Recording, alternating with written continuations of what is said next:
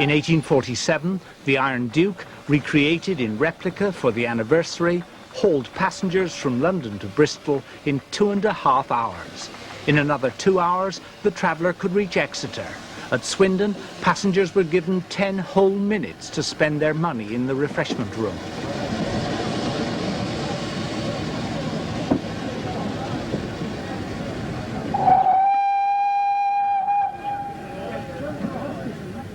Brunel's broad gauge, more than 2 feet wider than everyone else's railway, reached into the west and north to Wolverhampton.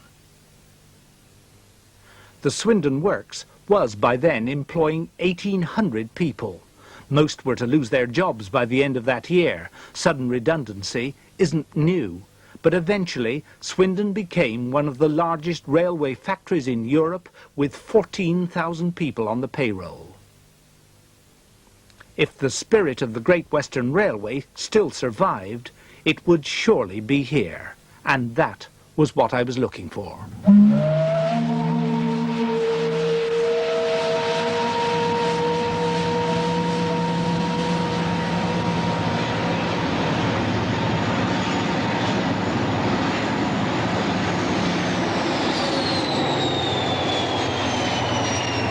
Beyond the high-speed trains which still use Brunel's finest work in England, I began my search for that indefinable spirit.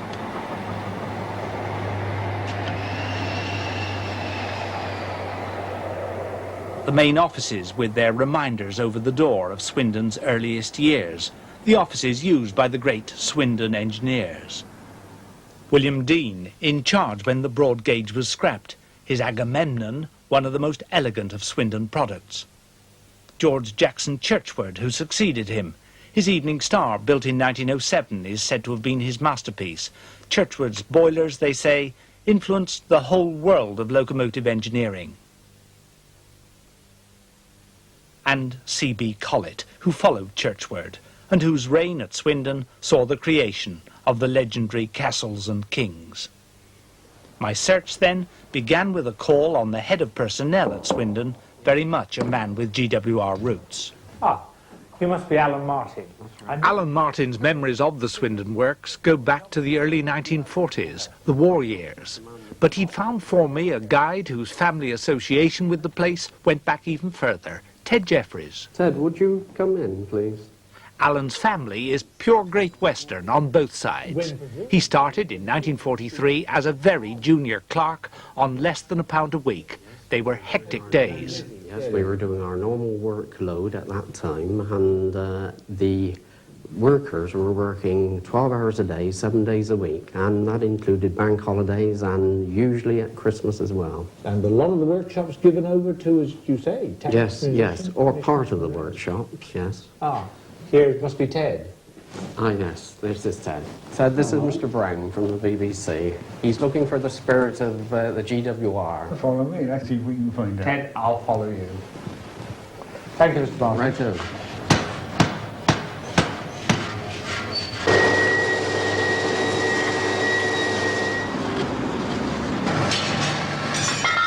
The last steam locomotive was built here in 1960.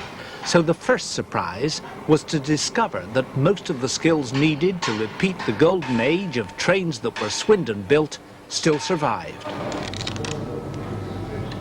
The announcement that Swindon must close altogether had yet to come.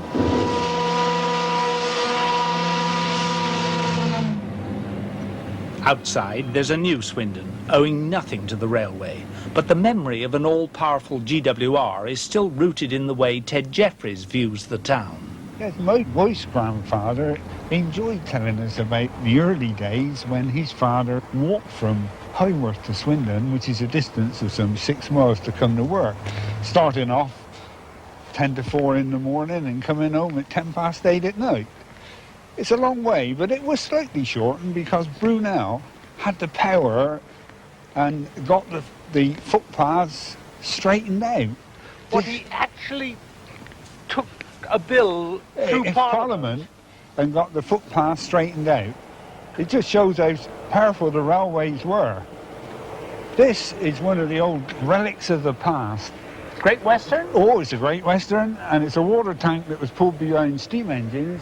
And in the background there is the old gov van that was used for newspapers. A couple of the last bits of Great Western rolling stock left. This is the final bit. Already it was evident that there was more of the GWR left at Swindon than a few rusting relics. This is how it looked in 1908. Replaced steam with diesel, and not much had changed by 1985. Men who had worked here 60 years before would find most of it still familiar. Many of the processes had not changed much either.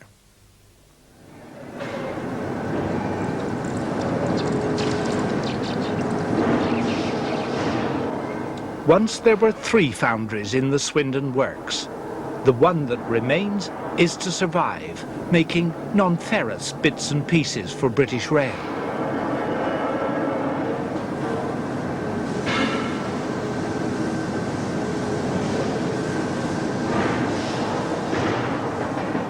Locomotive nameplates, for instance. British Rail all but did away with them at one stage until the marketing men restored them to favour.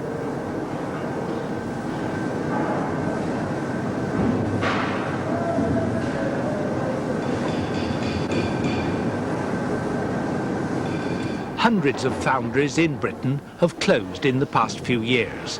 Along with the rest of the Swindon Works, this one was due to close too. Then it was reprieved. So, here at least, the foundry men can go on applying their ancient skills, working up a thirst, and making their ironic comment on a changing world.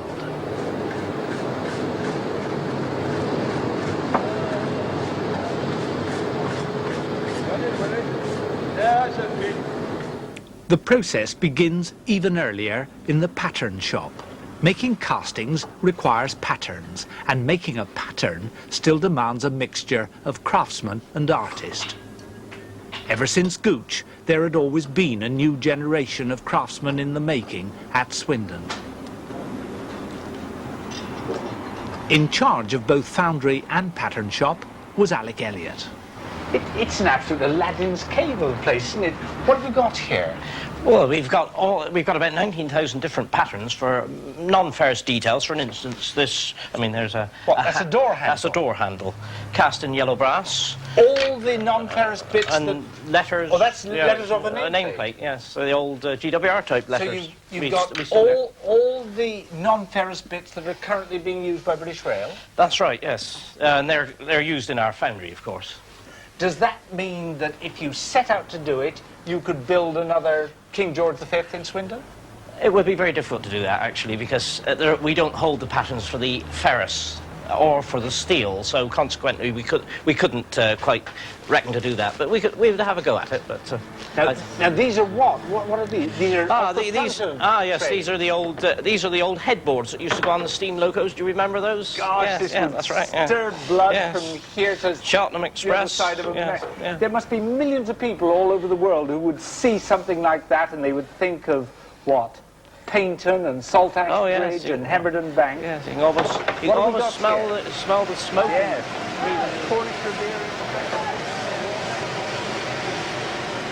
Many of those eagerly braving a wet Sunday to see the King George V associate the spirit of the GWR with Swindon's hallmark, distinctive trimmings of copper and brass.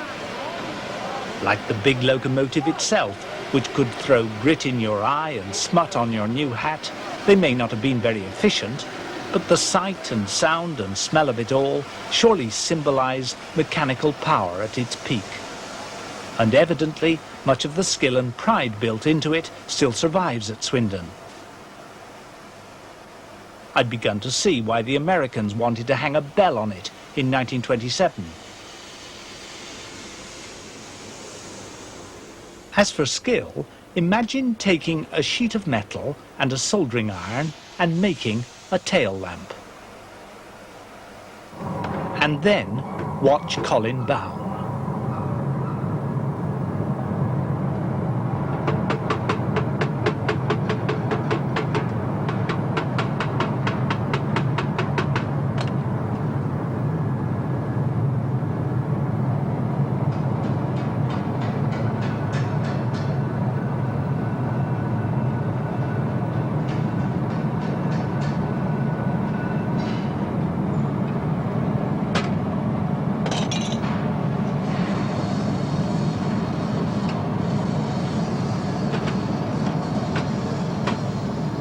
Not the sort of thing that will help us keep up with those clever Japanese, you may think. But clearly, the spirit of the GWR still survives in this corner of the works. Oil burning tail lamps, why should anybody be making those in, what, 1985? Well, presumably because they haven't found anything better yet. I should think so. I Do you don't really remember know. making these for the Great Western? Yes, when I was an apprentice, I worked on lamps in those days. Has the pattern changed since then? Very, very slightly. Very so. There's a few alterations, structural-wise, but what's altered most is that we do more spot welding these days than we did in those days with all soldering. Do you remember doing things for the old steam engines? Oh yes, yeah. So What sort of thing? one of the things that sticks out in my mind is on the nameplates. One of our jobs as apprentices was to put the brass beading that went completely round the shape of the nameplate, and that was soldered on, and I was to scrape the solder off after we finished, which was a laborious job. And all sorts of things on steam locos.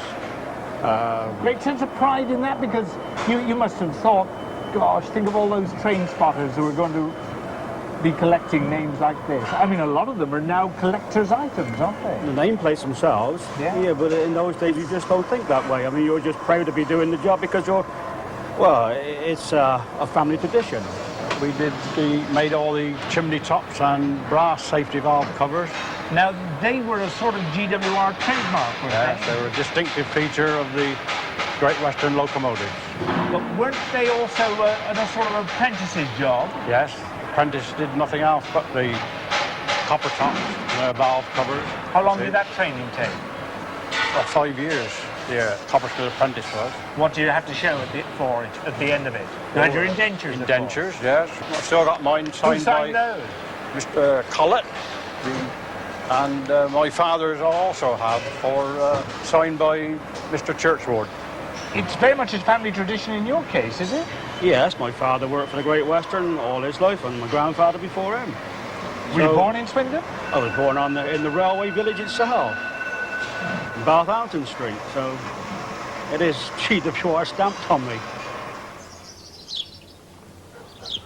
Look marvellous on an afternoon like this. Oh, certainly do. Presumably they were pretty basic when they were built. Well, they were basic, but for the times they were very modern. My guide There was Alan Peck, engineer and author of the standard history of the GWR at Swindon, another lifetime railway man. houses, they didn't have running water for 20 years, although there were standpipes for canal water in the streets.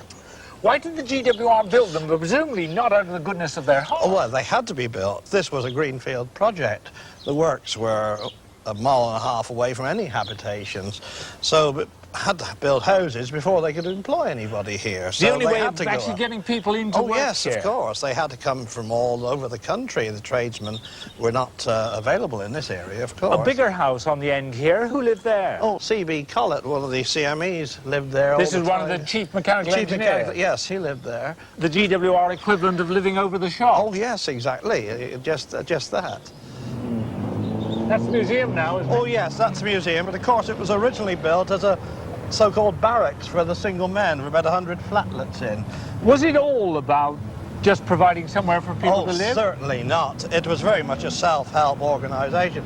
Here, the cottage hospital, which was built, opened in 1872. So it was a sort of what? Welfare state? It was a welfare state, but run by the people themselves. How much did this used to cost the people working here? Oh, originally, between a penny halfpenny and fourpence a week for married families, but even up to the time of the last World War, we were only paying about 1 and fourpence a family. Well, this self-help, of course, didn't just apply to the medical side of the town. As early as 1843, a small library of about 100 volumes was got together by about 15 people. And the very next year, the Mechanics Institution was formed. What do they do here? Everything to do with the social life of the town and the further education of the men. Presumably all this self-improvement had something to do with getting better jobs. Oh, of course it did. Most people developed their careers by working at evening classes in this institute here. In 1849, the committee organised an outing to Oxford, and with tongues in cheeks asked for free travel from the railway company, which, much to their surprise, they got. And this was perhaps the first use of free passes on the railway. This, of course, became an annual institution. And at the peak, which was around, I suppose, about 1930, 32, up to 30,000 people would leave this town in about 30 trains. Many of them were specials to individual places like Weymouth, Weston-super-Mare and London. But the free pass was available to the workman and his family to anywhere on the Great Western Railway system.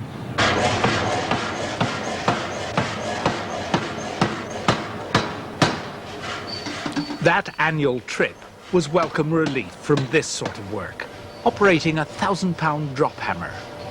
Chippy Taylor, a blacksmith for 35 years, is, in his way, an artist. Having heated a billet of steel, he's now going to make a stanchion out of it for a railway wagon. He shapes the stanchion, adjusting the pressure of the hammer with his foot, instinctively coordinating hand and eye in an operation that's a lot more delicate than it looks. As the metal cools, it gets harder to shape. With an apprentice as his second pair of hands, he's working against time. Legend has it that it was the test of an apprentice to do this with his watch, without breaking it. These, I suppose, would have been made in the blacksmith shop here. All the lot.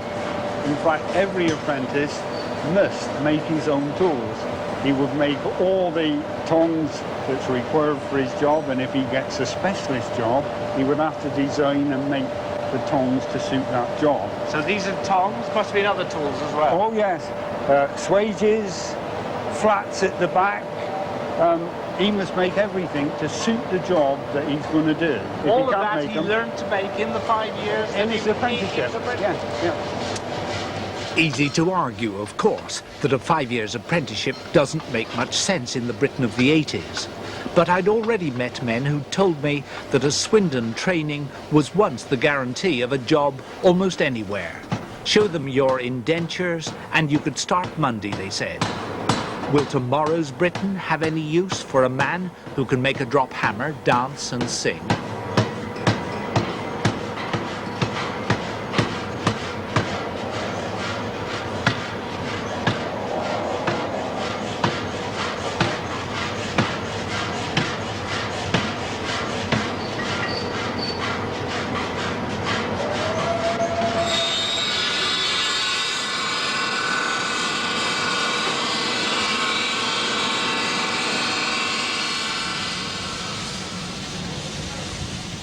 The King George V was created for a world where neither railways nor good blacksmiths need doubt that they were needed.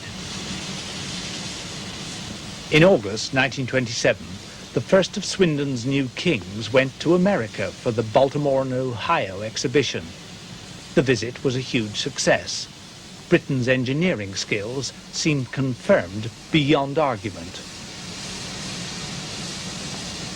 Railway enthusiasts, of course, know all about that American triumph. That's one reason why they were getting wet on Easter Sunday. Whatever else the letters GWR evoke, they surely include some assurance about a past with values yet to be challenged, about craftsmanship, of machines made to last, and timetables not easily broken. An assurance that today's nostalgia is more than just a way of healing our memories.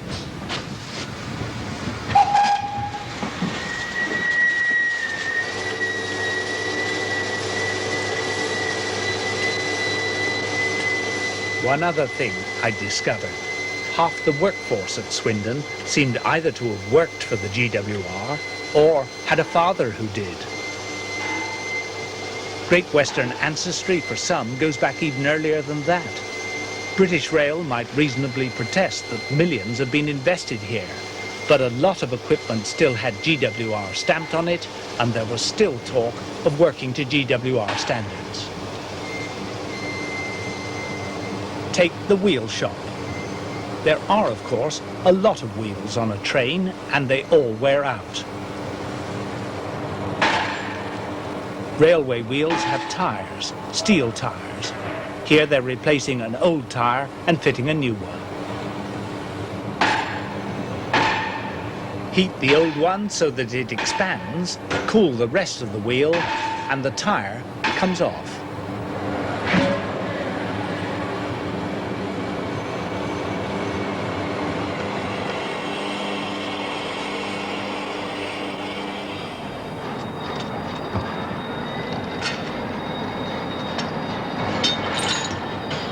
Next, to fit a wheel with a new tyre that will also have cooked inside a gas ring for half an hour. No very great skill is involved, but the teamwork needs precision. Everyone must do his bit, spot on cue. It's hot and it's heavy.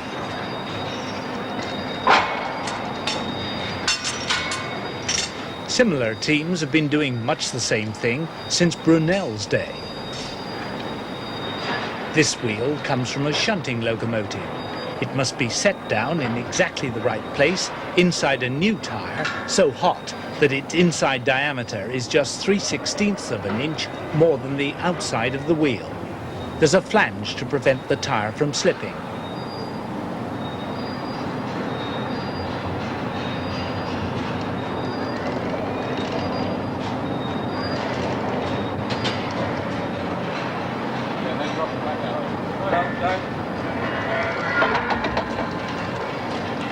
Afterwards, both will be left 16 hours to cool.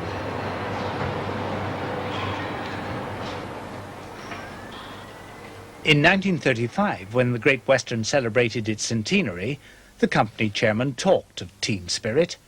Brunel was, of course, remembered. The company seemed set for another 100 years. The Great Western Railway has preserved not only its name, but its innate spirit and conscientious outlook. It is gratifying to feel that this sentiment permeates the whole system, and that all grades of the staff cherish it and take pride in the part which they play in this widespread organisation. It is this feeling of loyalty to our service, which is to us much less a machine and much more a living personality, that has earned the reputation which our railway enjoys today among the public.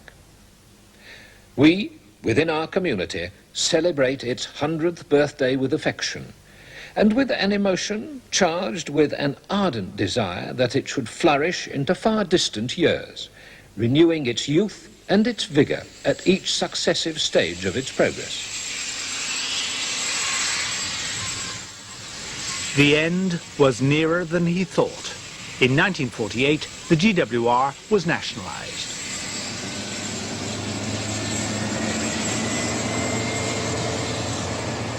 Officially then, whether its spirit lived on or not, the GWR had been dead for 37 years when the 150th anniversary celebrations took place. It's one of the ironies of the 80s that they prompted more interest than the centenary of 1935. The magic of a big steam locomotive seems more potent than ever.